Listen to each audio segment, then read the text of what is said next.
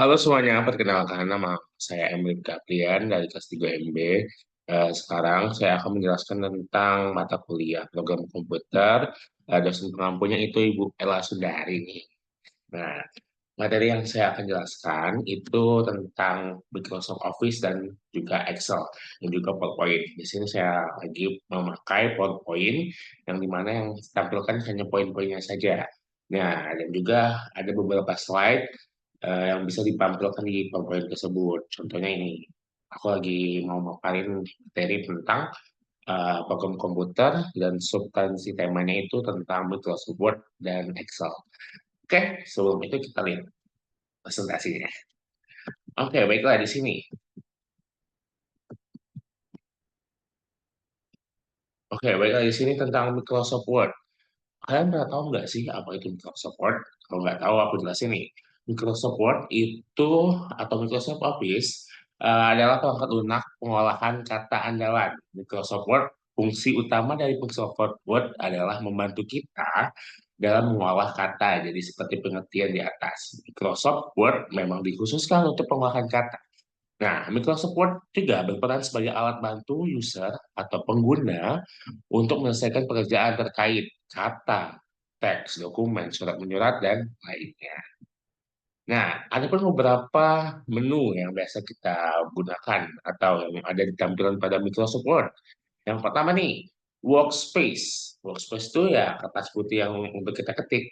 Yang kedua itu ada ribbon, yang ada jenis tulisan, terus juga ada bold, ada garis miring, garis bawah, terus juga yang pembesar, terus juga pengkecil huruf, terus juga pemilihan setiap kalimat yang misalnya huruf besar, huruf besar, huruf besar semua, juga penempatan heading, penempatan apa tuh title mau di tengah, di pinggir, di sebelah kanan, sebelah kiri, terus juga jenisnya nih ada normal, no space dan lain sebagainya.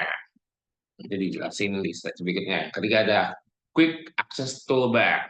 Nah, di Quick Access Toolbar ini, fun kalau di Microsoft Word 2019 itu langsung ada uh, print, terus juga kayak tombol kembali. Misal kalian tuh udah ngapus nih, terus kalian, oh itu nggak perlu dihapus. Oh ya udah, tinggal kalian cek aja nih tombol yang ini. Terus juga simbol-simbol dan lain sebagainya. Yang kedua itu ada title bar. Nah, di title bar ini Data bar ini ada dokumen Word. Nah, yang ketiga itu ada item manajemen, terus juga tab manajemen, terus juga ada vertical scroll untuk naik turunin, terus juga ada vertical ruler untuk apa tuh namanya? Untuk margin, terus juga ada status bar, misal kalian udah berapa tuh apa namanya kertasnya, lampirannya, terus juga ada page view, besar kecilnya, terus juga dan terakhir ada account and share ini di sini. Nah, kalau kalian mau cari akun ataupun mau share tulisan kalian. Nah, tools pada Microsoft Word. Sini nih akan jelasin nih toolsnya apa aja. Yang pertama itu adalah File tab. Pada tools di File tab ini terdapat banyak menu yang memiliki fungsinya masing-masing. Opsi yang disediakan pada File tab ini yakni New Document, Resend, Open, and Save or Save As. The last is Date. Yang kedua, ada Quick Access Toolbar. Quick Access Toolbar merupakan tools yang disediakan oleh Microsoft Word untuk memudahkan para penggunanya memilih opsi yang akan digunakan dengan cepat. Di tools ini terdapat beberapa opsi seperti Save As, di Open, Open Weekend File, dan lain sebagainya. Nah, yang ketiga itu ada Ribbon, merupakan grup tools yang bisa menghasilkan beberapa perintah maupun opsi di dalamnya. Tools yang termasuk ke dalam Ribbon adalah tab, group, dan command. Yang keempat itu ada ruler. Ruler di sini bukan penggaris ya. Ruler ini yang di dalam Microsoft Word ini atau biasa yang disebut kita sebagai yang memiliki fungsi lah, fungsi untuk membantu menampilkan angka yang ada di pinggiran dokumen. Nah, tujuannya ini mengatur margin. Jadi mengatur kita margin itu misal 3-4-4 atau 3-4-3 yang ditampilkan bisa rapi juga sejajar kanan kirinya. Nah, ruler juga bermanfaat untuk mengatur ukuran halaman. Yang kelima itu view button. Nah, di view button ini merupakan tools yang berguna untuk tampilan dokumen. Nah, memiliki beberapa tools di dalamnya yang tentu memiliki berbagai macam fungsi, yakni web layout, print layout, dan graph view. Oke,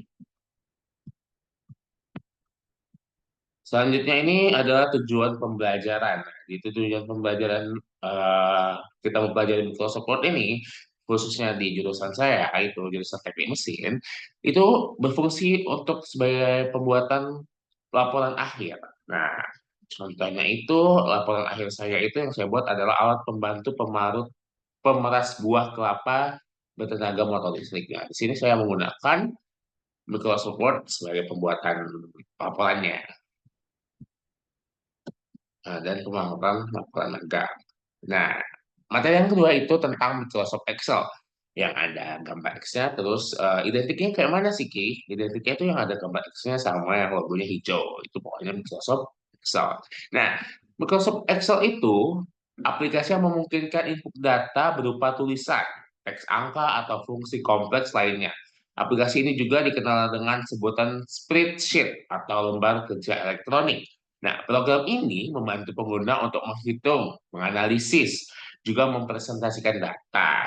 Pokoknya yang berbaut dengan data, analisis, terus juga angka, itu kita pakainya di Excel untuk mempermudah ketampilan kita tampilan kita nanti. Nah, sama seperti Word di Excel juga ada beberapa tools nih. Yang pertama itu kita lihat nih, yang pertama itu ada yang pertama itu ada quick view, terus juga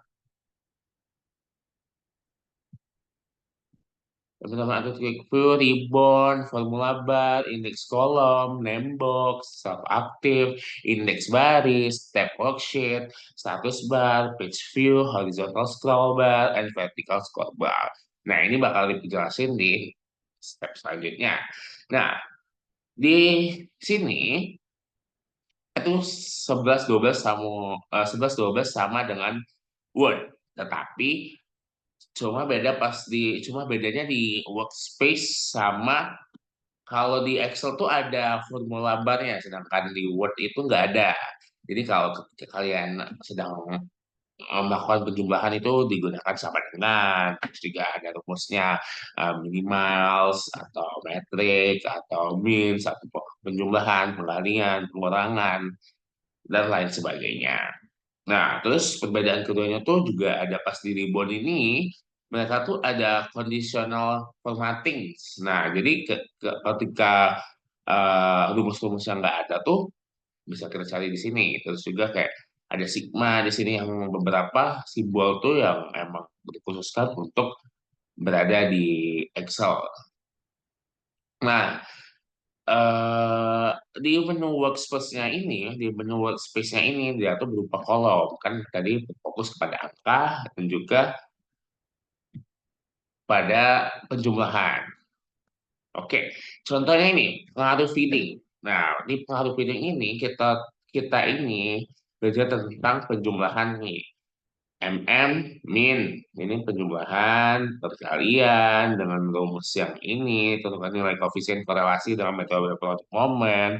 Nah, kita juga bisa nih meng-apply diagram juga di Excel. Nah, contohnya itu ada di sini ada diagram garis. Nah, ada lagi tuh diagram batang yang bisa kita buat.